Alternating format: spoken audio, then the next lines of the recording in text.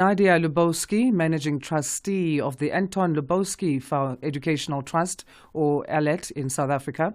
Hungry Minds, Why Education Begins with a Full Stomach, argues that education reform must begin with the basics. These are nourishment and teacher empowerment. Drawing on both science and on-the-ground experience, she highlights the critical link between nutrition, gut health, and cognitive function, stressing that no curriculum can succeed if children are hungry. Lubowski now joins us on the line to unpack these critical issues. Nadia, thank you so much for joining us. How are you this morning?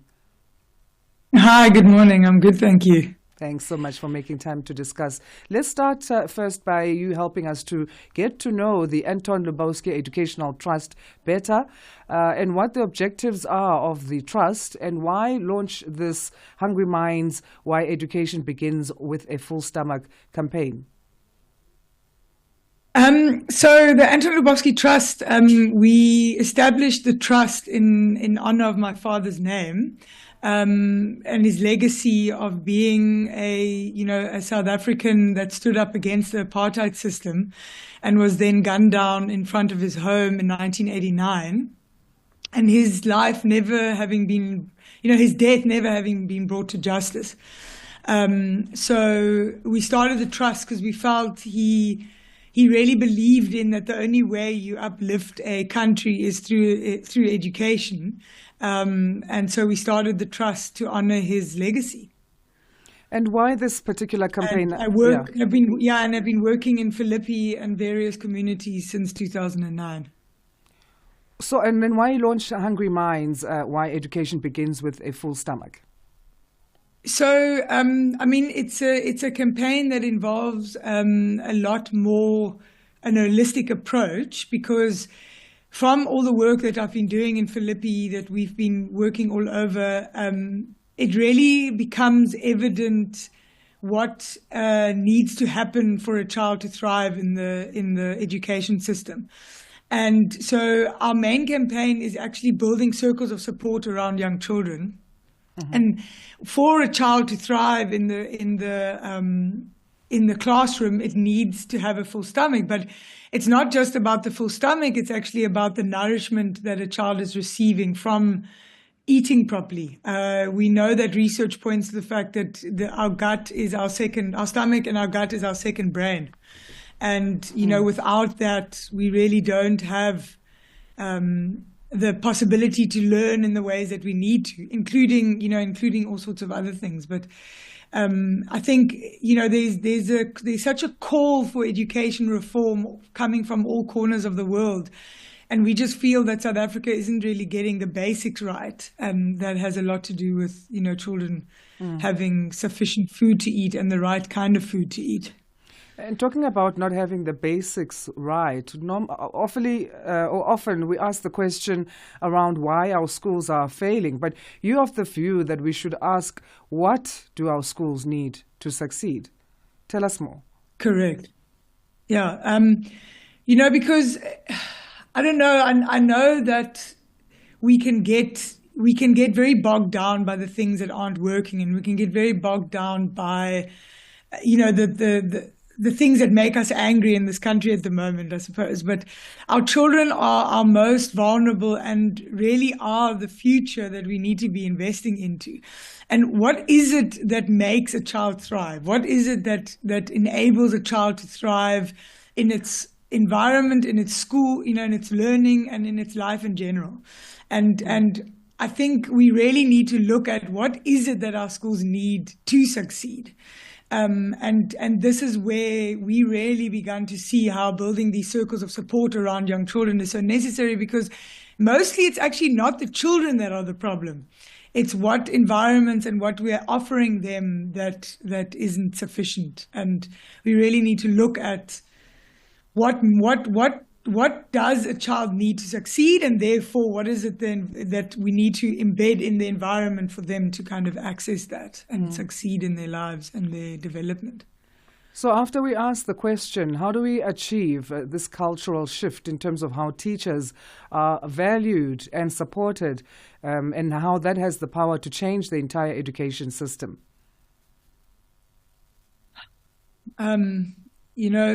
these are all such good questions, and I suppose they've got a lot of loaded answers. But, there's this teachers really are trying their absolute best. I think there's a lot of teachers that need a real acknowledgement for what they're doing in the circumstances that they're working in, and the kind of support that's lacking for the teachers, the type of teacher training, the support in the classroom, etc. They really are doing their best. And then there's that component of our South African, what can you call it, inertia when it comes to needing to address our education, is that there's teachers in our education system that are, that have criminal records, and the teacher became a teacher and that was never looked at.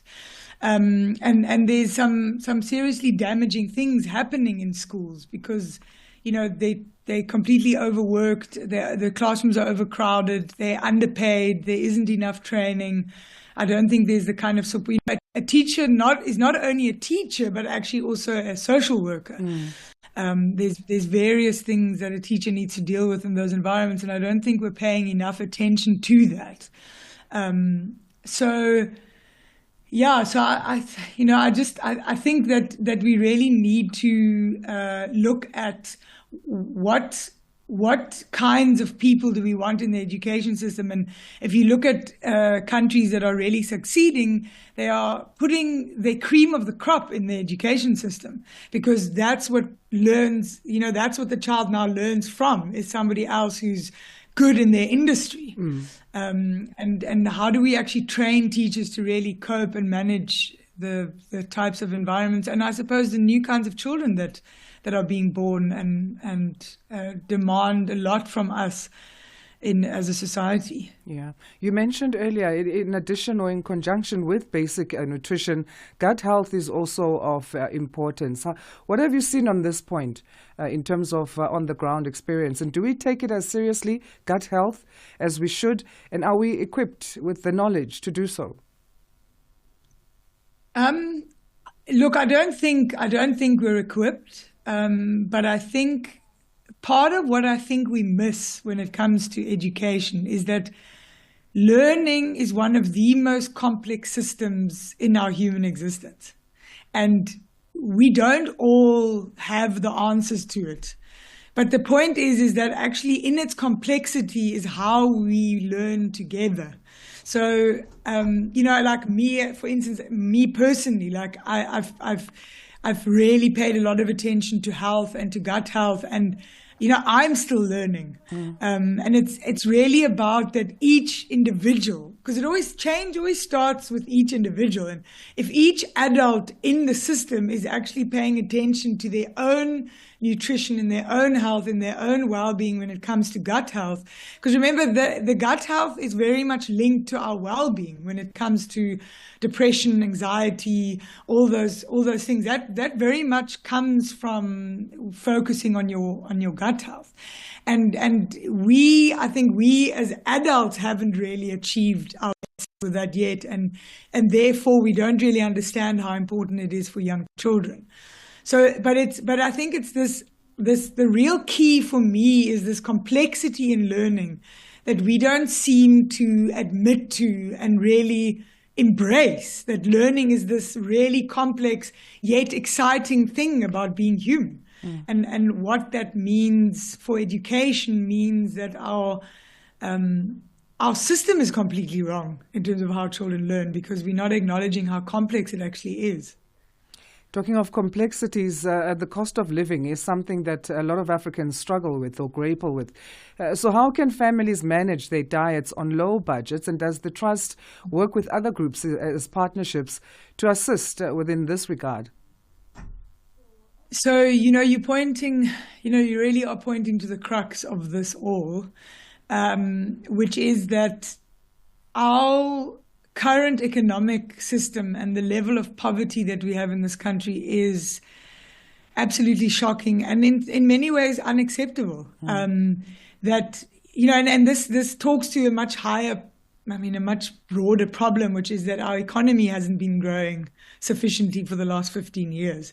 And people don't have jobs, and people don't have the resources to feed their families.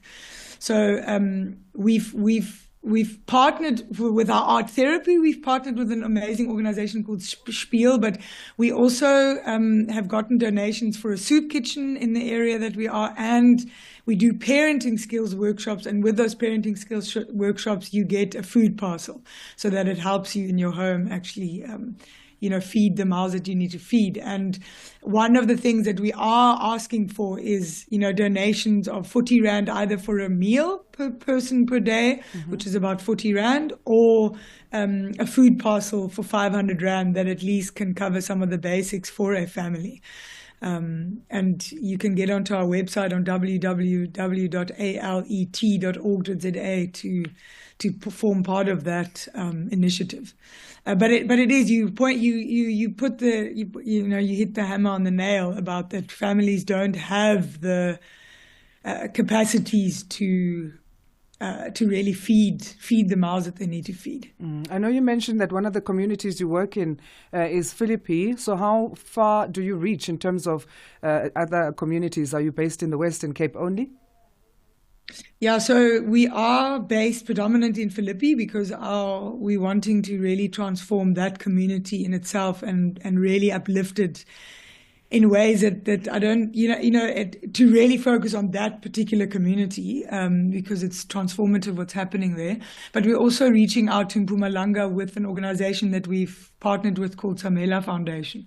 So it's really looking at different play groups there and what we can do to help uplift those communities in the more rural areas. All right. Please do repeat again how we can get in touch with you as the Trust.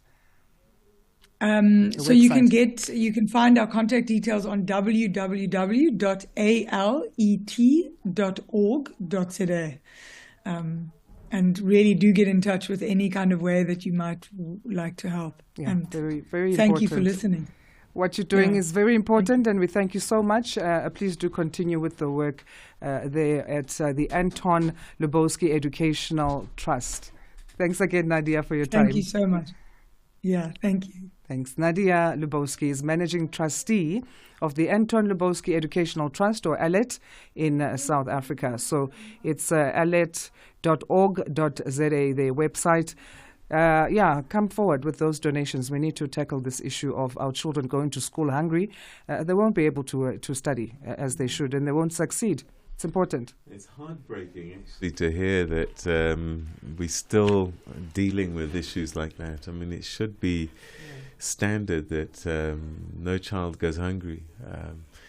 Anyway, that's another whole topic which you've discussed. What we know for sure is coming up after the 9 o'clock news, On the Move with Brother Benjamin and Sister Palesa. I always feel bad kind of like segueing to our topics. I know, you're always so much nicer than us.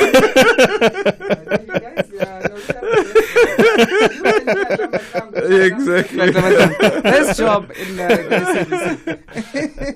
Okay, now we're going to be speaking about something that I've been doing recently. I've been going to the gym a lot, right? So it's like I'm trying to get down my belly because I've got a very big beer belly. Yeah. And I've reduced my beer intake and I'm doing all that stuff, right? Yeah. But you go to the gym and you're like, yeah, I'm going to feel good. But every time you leave the gym, there's more pain that you've never experienced in your life before. You're like, this is supposed to make me feel better. Yeah. But then you feel all these pains. You're like, you go to the gym, you feel the pain. You don't go to the gym, something happens that gets you to feel the pain. So we're going to be talking about something in our fitness feature today, about how, the gym can actually affect your bedroom life. Oh, okay. Is it for the better or for the worse? I don't know. Oh, I think it's for the better. I think I've read mysterious. somewhere an article. Some people are saying the moods can also kind of when you are tired after the gym session, the last thing you want is someone to demand anything from you. You're tired. So that's why you got to go to the gym in the morning, I think. So we'll look at the pros and cons, because I think, Asanda, you do have a point. Yeah. No, do the I gym think in for the me, morning. whatever you're doing with the exercise routine, Yeah. find something you enjoy. Yeah. Don't do the things that are going to leave you in pain, and then you're coming home, and when your partner is like, babe, when are you like, I can't, I've got a headache. We're even talking about the Comrades Marathon, that, you know, it's... You're going to put your body through all that pain and suffering. For what for? And I know there are people who love it, but what for? And also pain in the gym often is a sign of overtraining. Yes. There is a pain that you get from stretching your muscles. It's more discomfort rather than pain. Yes. You understand your body and the difference between pain and muscles that are stretching because of pushing weights. Because that's quite key. That's one of the things I learned when I used to go to the gym. There's a healthy pain, and then there's a pain that's telling you doing too much, stop. Yeah, absolutely. Okay, that's what's coming up, guys. So when are you going to the gym? What time are you going today? I'm going in the evening today. Okay. I like going in the evening. Good. Yeah. Awesome. Right. I need to get back to it. Yeah. And I'll do mornings. Me too. Let's sign a pact right now. We're starting this week. Not this week. Okay, next month for me, I think. All right. Anyway, that's how we come to the end of today's edition of Rise and Shine. Thanks so much for joining us. Let's do it again tomorrow, bright and early. Thank you. From me, Asanda Beda, and my colleague Peter, it's goodbye for now. And stay with us as Channel Africa, as there's more programming, like, you know, On the Move coming up with Benjamin. But first, the news with Jalane Tulongwete.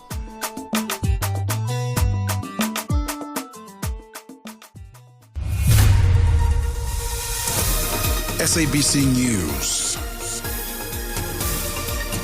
the African perspective. Thank you, Peter. Top story is a Sabah reaction to Rwanda withdrawing from the ECAS and a damning report on the plane crash that killed Malawi's vice president. Good morning. Political scientist with special interest in political economy, Dr. Frederick Guluba Mutebi, says Rwanda's decision to withdraw from the Economic Community of Central African States, or ECAS, will not have a direct impact on regional stability. The move by Rwanda comes amid rising tensions over the M23 rebel conflict in Eastern Democratic Republic of Congo.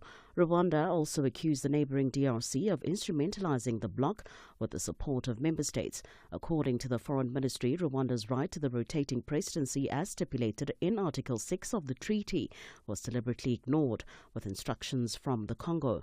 Mutebi says what this move instead indicates is that there has been unanimity in condemning Rwanda for its role in the conflict. What that exit demonstrates is that within ECAS itself there has been a degree of unanimity in condemning Rwanda's so-called undermining of DRC's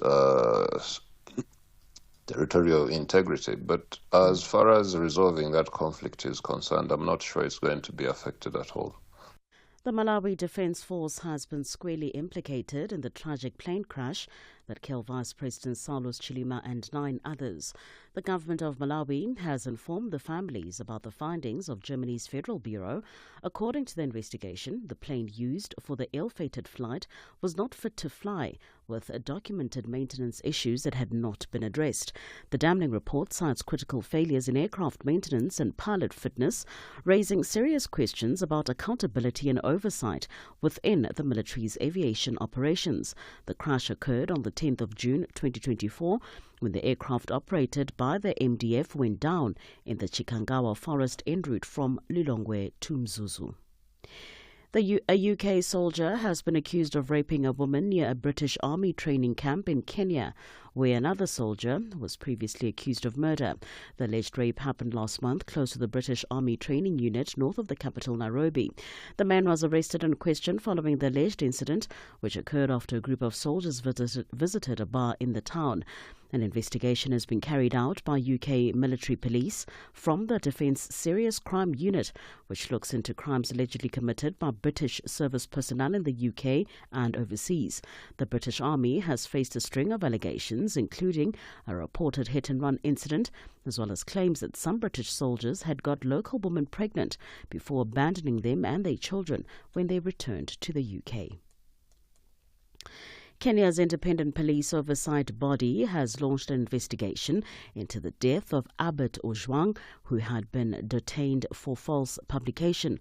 Ojwang was arrested for a post on X in the western town of Homa Bay. According to a police report, while in custody, Ojwang sustained head injuries after hitting his head against a cell wall. He was rushed to hospital where he was pronounced dead on arrival. The director of rights group Amnesty International's Kenya branch has described the death as very suspicious. Police have said Ojwang tried to commit suicide. It remains unclear what the charge of false publication refers to.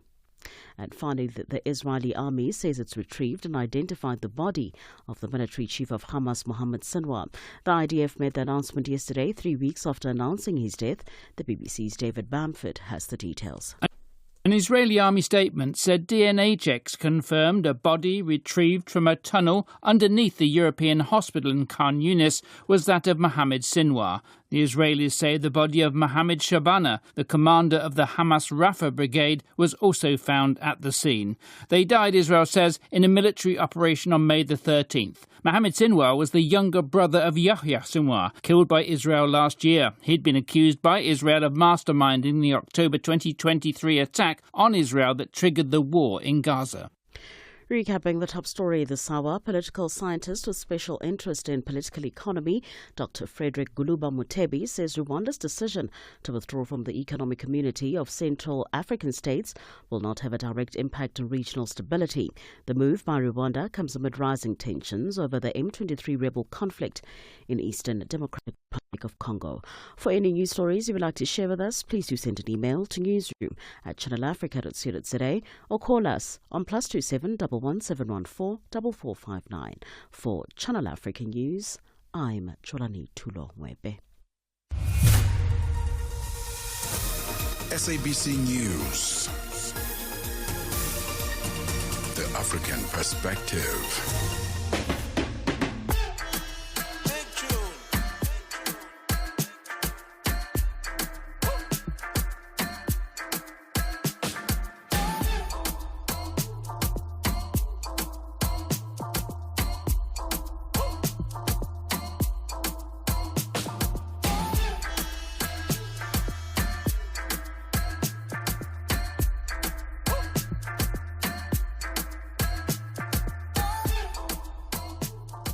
Good morning, everybody. Good morning. It is a new week, and we love new weeks because they give us a new